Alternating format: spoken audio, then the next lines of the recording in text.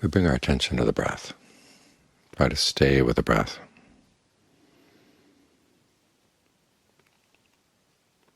So we can create a sense of ease inside the body.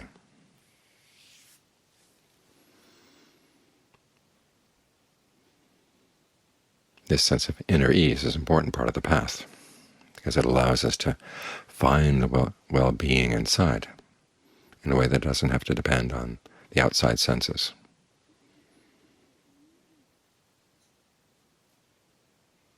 You can be in a place that doesn't look good, doesn't sound good, doesn't smell good, doesn't taste good, doesn't feel good.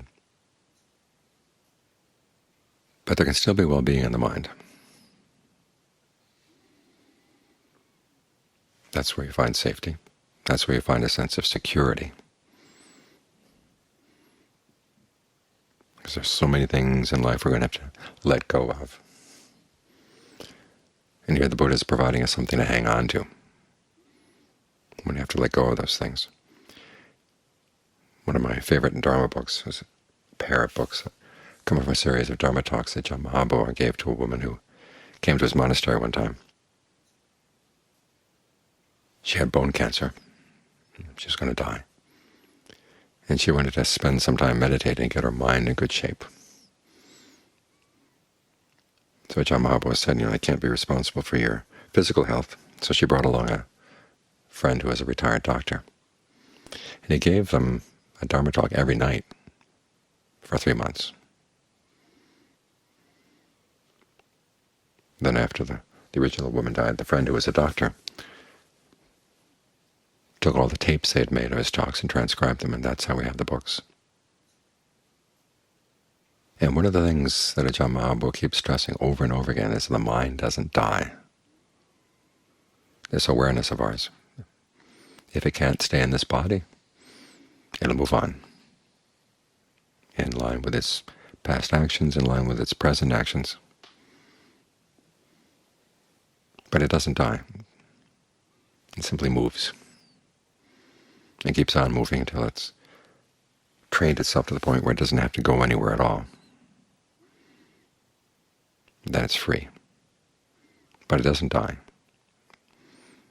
And he kept reminding her of that this is one thing you can always trust in. This awareness of ours doesn't die. And so we train it, so that what does have to leave the body goes to a good place, and while it's in the body, it doesn't have to suffer so much. We have those reflections on how aging, illness, and death are inevitable. The Thai translation is they're normal. Aging is normal, illness is normal, death is normal. These things are just normal parts of life. Once you're born, whether you realize it or not, you've signed on. We also have that reflection on the requisites: food, clothing, shelter, and medicine, partly to make sure that we don't overuse them, but also to make us reflect exactly how much do we really need. Oftentimes it's a lot less than we think. But there's another aspect of that reflection as well, realizing that you've been born into this world, and you've got this big gaping hole.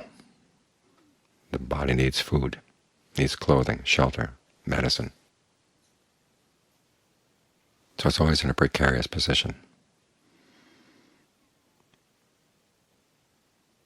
So we take care of it. We don't abandon it, because it's very useful for a lot of things. But we also have to realize that it's got problems built in. As Buddha said, you have eyes, well, there are diseases for your eyes. You have ears, there are diseases for the ears. Every part of your body has a disease or several diseases that could come there. So we're living in a precarious position, and thinking about that doesn't make it worse. It actually allows us to prepare. I know a lot of therapists who come and they said it's amazing that when the Buddha talks about the roots of unskillful behavior, he doesn't mention fear. He mentions greed, aversion, delusion. But in therapy they deal a lot with fear. They're wondering if maybe they should add it. And as the Buddha does point out, there are times when your behavior does go off course because of fear. But it's not so much the fear itself. There's skillful fear and unskillful fear. Unskillful fear is fear combined with greed, aversion, and delusion. Skillful fear is the fear that motivates you to practice. The Buddha calls it heedfulness. In some places he calls it compunction. In other words, the fear that you would do something that would lead to unfortunate results. In other words, your fear of doing something unskillful. That's compunction.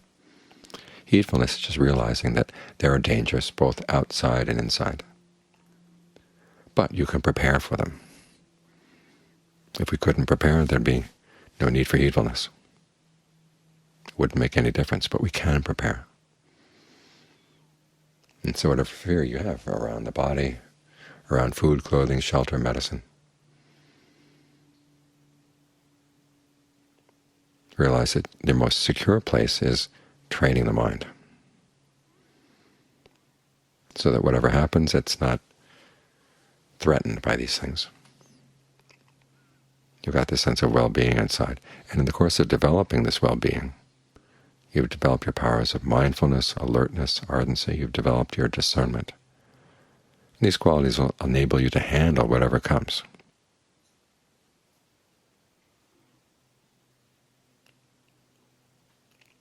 So the fear that the Buddha recommends is a clear-eyed fear,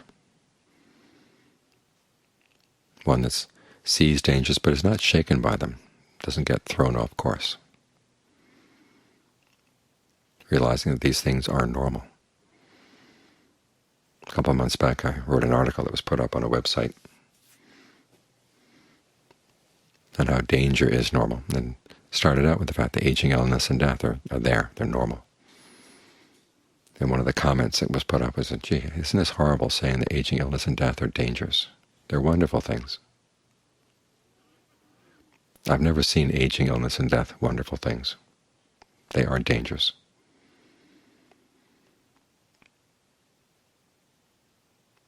But the Buddha gives us the skills to deal with them. People sometimes talk about how the Buddha's emphasis on stress and suffering, the First Noble Truth, is very pessimistic. Well, if there were just the one Noble Truth, yeah, that would be pessimistic. But there are four Noble Truths. And the third one is that, well, the second one is that you can figure out a cause for the suffering. The third one is that you can bring an end to the suffering. The fourth one tells you how to do it, which is all very pessimistic. Pessimistic? No. It's very optimistic. In fact, it's much more optimistic than a lot of other teachings out there that say, well, just try to pretend it's not going to happen. It's when you're prepared that you can deal with dangers. If you know there's a spot on one corner where people tend to get mugged, you learn how to avoid that spot. Or that you go down and check it beforehand, see where are your escape routes. That's when death comes. It will come in the present moment. There'll be some day when, oh, here it is, right here, right now. And if you really know the present moment well enough, you can avoid getting torn apart. You know there's an escape route here. The problem is we get involved in things that expose us to danger, but if we learn how to untangle ourselves, as we're doing right now, you put down a lot of the affairs of the world, you put down a lot of other concerns.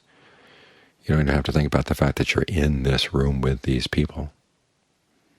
It's just you and the breath. And even the you there you can strip down as much as you want to just awareness and the breath.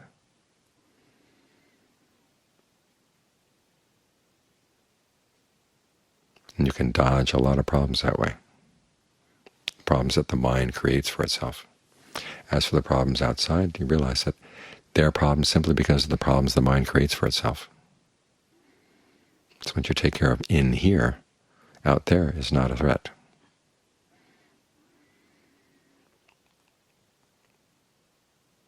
So the Buddha offers this refuge, but it's a refuge that we have to create for ourselves. He offers us this safety. But we have to see this as safety. As the Buddha said, you learn to see renunciation as safety, or he uses the word kema, which means safety and also means rest. That means letting go of a lot of things that we're attached to. For most of us, that sounds like a prison. We're lacking this, we're lacking that. But when you can let go of those things, you find yourself opening up to the possibilities and the potentials inside.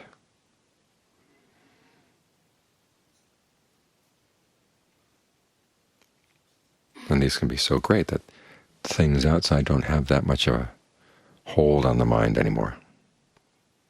And losing them is not so threatening. So do your best to build this sense of well-being inside. Get familiar with the breath. Get familiar with your sense of the body as you feel it from within. This develops your powers of focus, alertness, so that you're not only feeling a sense of belonging here, feeling at home right here, but you're also more able to see little things that the mind does that nibbles away at its well-being. You can see right through them. So it's this combination of concentration and discernment that provide you with the protection you need, the safety you need.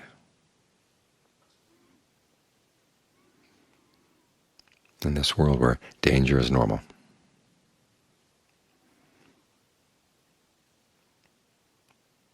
But you can find a safe place. One of the images they give for the mind that's well-trained is that you're up on a mountain looking down in a valley below, or you're up in a tower looking on people below.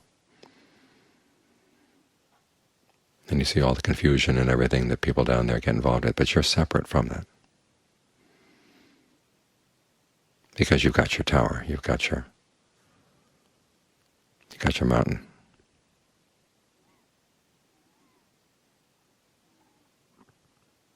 You've got this place inside where you're actually above all these other things. And they can't reach in to touch.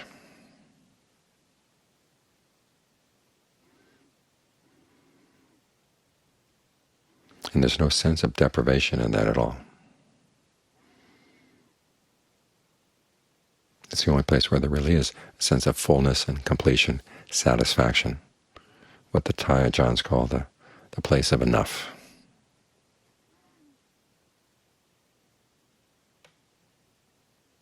Everything is sufficient inside.